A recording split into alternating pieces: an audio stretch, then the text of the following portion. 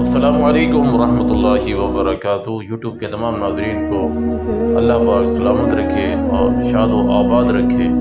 ناظرین کرام، آج آپ کے لیے بے چینی کے وقت کی دعا لایا ہوں، تو آپ نے اس دعا کو ضرور پڑھنا ہے کہ جب انسان بے چین ہوتا ہے، کسی نہ کسی پریشانی میں ہوتا ہے، تو پھر جو ہے اس دعا کو ضرور پڑھے۔ سیدنا عبداللہ بن عباس فرماتے ہیں کہ رسول اللہ کرب کے وقت یہ دعا پڑھتے تھے۔ وہ دعا کون سی ہے؟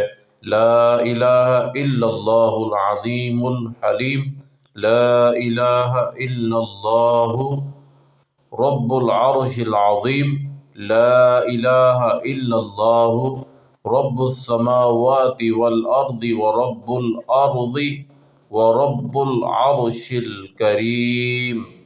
تو دیکھیں یہ جو ہے دعا بہت ہی مستند ہے، صحیح بخاری کتاب کے اندر ہے۔ تو آپ نے اس دعا کو جو ہے اپنی زندگی کے اندر اپنا معمول بنا لینا ہے۔ انشاءاللہ ہم دوبارہ ایک ویڈیو میں حاضر ہوں گے۔